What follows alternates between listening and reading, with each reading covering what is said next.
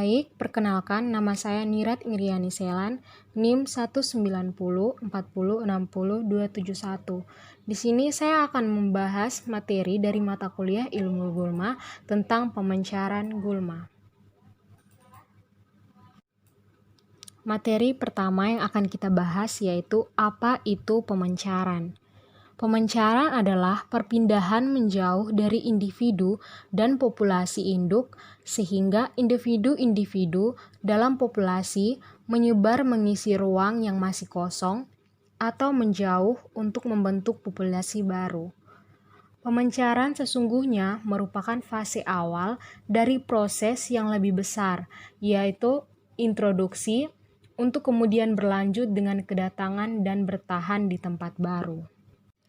Tempat asal organ pencar dapat berupa sumber pertama maupun sumber satelit, karena dalam proses pemencaran, organ pencar tumbuh dan berkembang di tempat yang tidak terlalu jauh dari sumber pertama.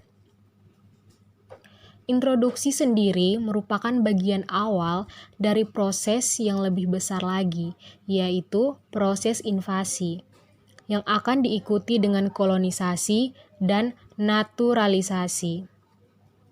Dalam proses introduksi, tidak semua spesies yang tiba akan dengan sendirinya berhasil melakukan kolonisasi dan naturalisasi. Berdasarkan hasil banyak penelitian, dari seluruh spesies yang masuk, biasanya hanya sekitar 10% saja yang berhasil melakukan kolonisasi dan naturalisasi. Materi yang kedua yaitu tentang fungsi pemencaran dari gulma.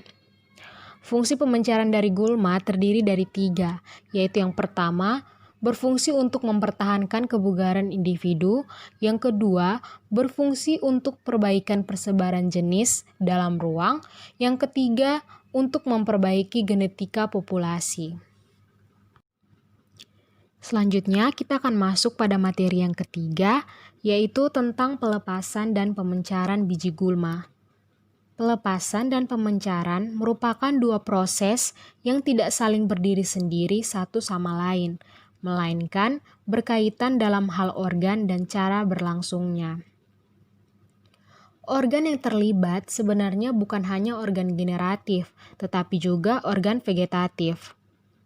Pelepasan dan pemencaran gulma dari induk dapat terjadi secara aktif dan secara pasif.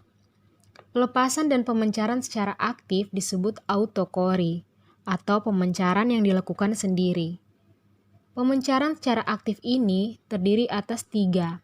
Yang pertama adalah balokori, yaitu pelepasan secara kasar oleh induk.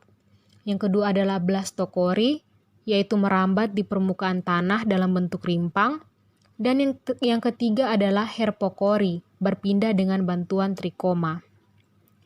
Di antara ketiga tipe pelepasan dan pemencaran secara aktif ini, balokori terjadi melalui proses balistik, yaitu pelepasan biji dari buah secara eksplosif melalui kontraksi elastik jaringan sedemikian rupa sehingga biji terlempar jauh dari individu induk.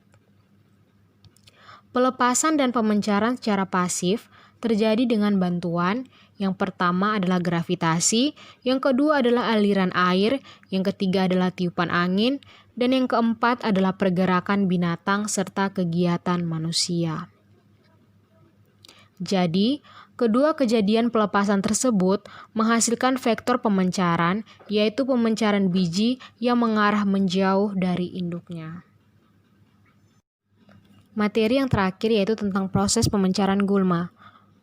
Proses pemencaran gulma terjadi dengan beberapa bantuan, yaitu gravitasi, aliran air, tiupan angin, pergerakan binatang, dan kegiatan manusia. Yang pertama adalah proses pemencaran gulma dengan cara gravitasi. Merupakan karakteristik tumbuhan yang tumbuh terisolasi sehingga bukan merupakan karakteristik gulma, kecuali bagi gulma yang memproduksi biji dalam jumlah sangat besar yang kemudian jatuh ke permukaan tanah, selanjutnya memencar kembali dengan cara lain, misalnya dengan bantuan air. Yang kedua adalah proses pemencaran gulma dengan bantuan air. terjadi ketika biji masih berada di dalam buah maupun setelah biji jatuh di permukaan tanah.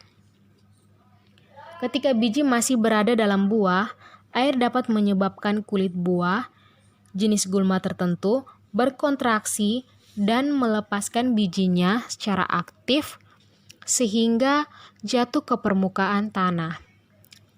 Setelah sampai di permukaan tanah, aliran air hujan dan air irigasi akan memindahkan biji ke tempat jauh.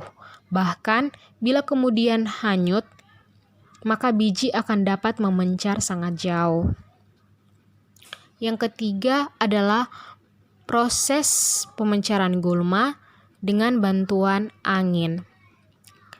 Proses pemencaran gulma dengan bantuan angin terjadi karena angin akan memberikan bantuan bagi biji jenis gulma tertentu untuk melepaskan diri dari buah.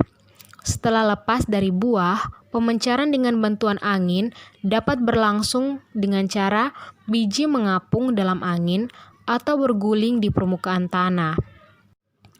Yang terakhir adalah proses pemencaran gulma dengan bantuan binatang dan manusia. Proses pemencaran gulma dengan bantuan binatang dan manusia terjadi karena aktivitas binatang atau manusia yang bersangkutan. Binatang mamalia melepaskan dan memencarkan biji atau buah karena rambut di badannya ditempeli oleh biji atau buah gulma ketika binatang bergerak atau binatang itu sendiri memakan buah gulma. Sedangkan binatang lainnya melepaskan dan memencarkan hanya dengan cara memakan buah gulma.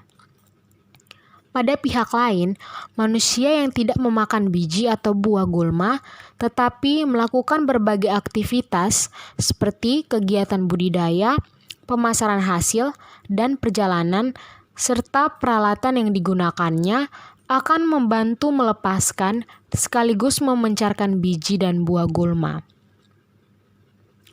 Efektivitas pemencaran dengan bantuan binatang bergantung pada perilaku teritori dan migrasi binatang yang bersangkutan, pengaruh pencernaan terhadap viabilitas biji, dan lama waktu biji berada pada binatang. Pemencaran dengan bantuan manusia merupakan cara pemencaran gulma yang sangat efektif, karena dengan bantuan manusia, gulma dapat memencar bukan hanya dalam wilayah lokal, tetapi melintasi lautan dan benua. Secara lokal, manusia membantu pemencaran karena biji atau buah menempel pada pakaian atau peralatan, atau biji mengkontaminasi hasil, sedangkan secara lintas pulau dan lintas negara melalui perdagangan hasil, transportasi, dan perjalanan untuk berbagai keperluan yang semakin meningkat seiring dengan globalisasi. Sekian penjelasan dari saya. Terima kasih.